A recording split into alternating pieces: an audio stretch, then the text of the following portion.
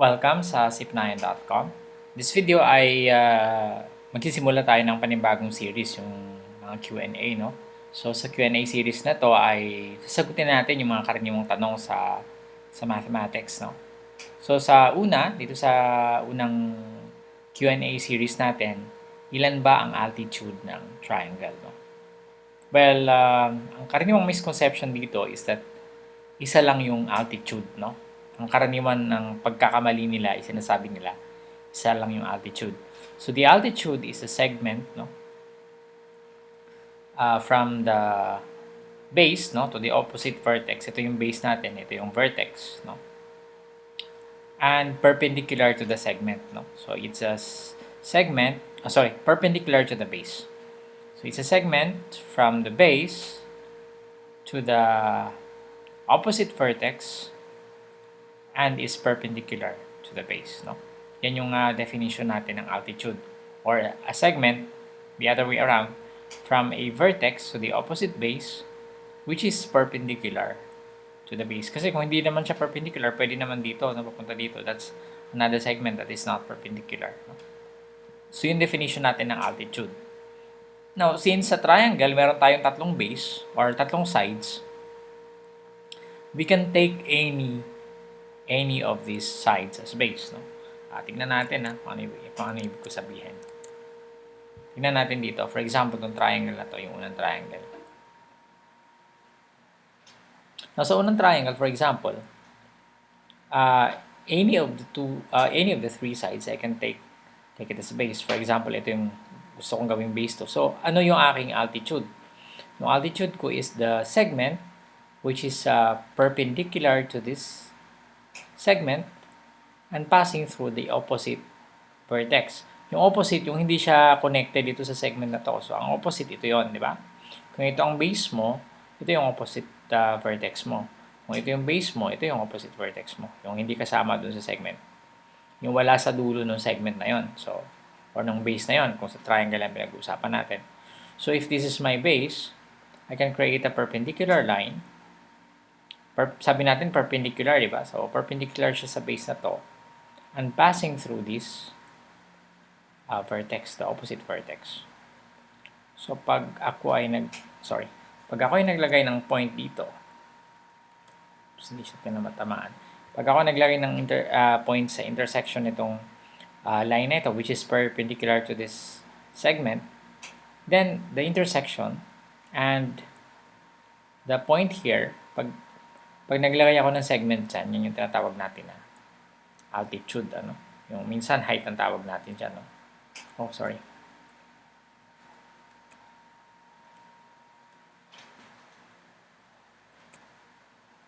Okay, so medyo mahirap itong ating mouse, ano, kasi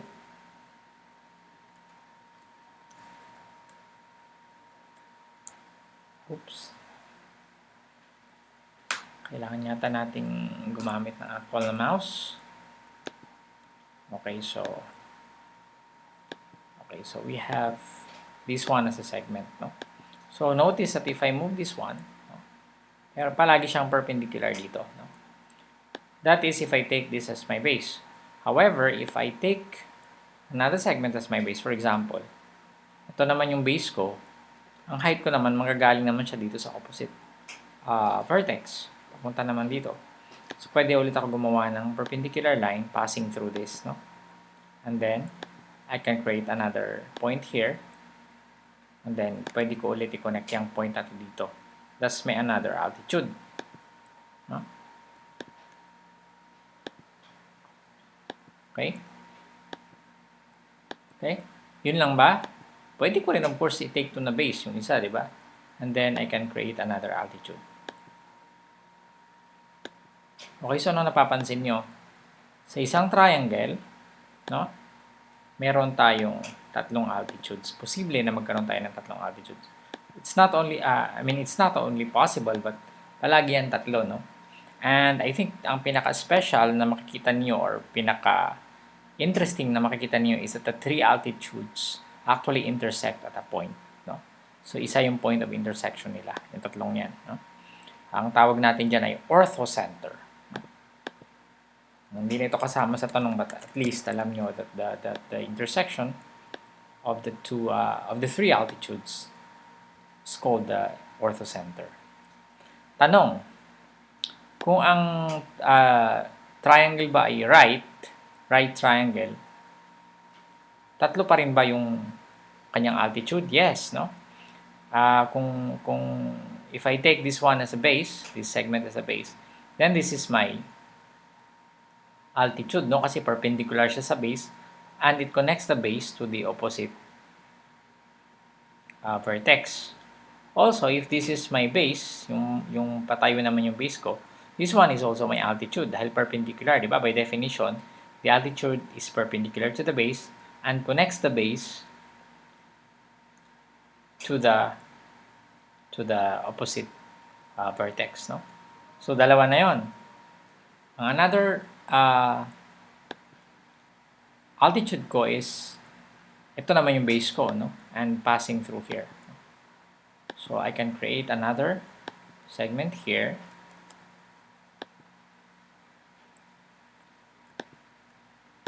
No? So, that's my third altitude, no? So, tatlo pa rin. What about ito, yung obtuse triangle? Sabihin nyo, baka isa lang pwede kasi isa lang. One altitude is here. If I take this one as base, then I have one altitude. Now, ang pinakamalaking problema dito is that if I take this as base, ito, no? At ipapass through ko dito, nasaan yung altitude niya? Nasa labas, no? Nasa labas siya. So, ang tanong, posible ba yon? Posible ba na ang altitude ng triangle ay nasa labas? Well, the answer is yes, no? Pwede mo pa rin yan i-consider na altitude ng triangle. Dahil perpendicular pa rin siya sa base, and if you extend the base, ay i-intersect din naman sila, no? So, ang ano dito, ang dashed line dito ay hindi siya kasama doon sa triangle. This is just an extension, no? So, yung extension lang ito. But this is the base.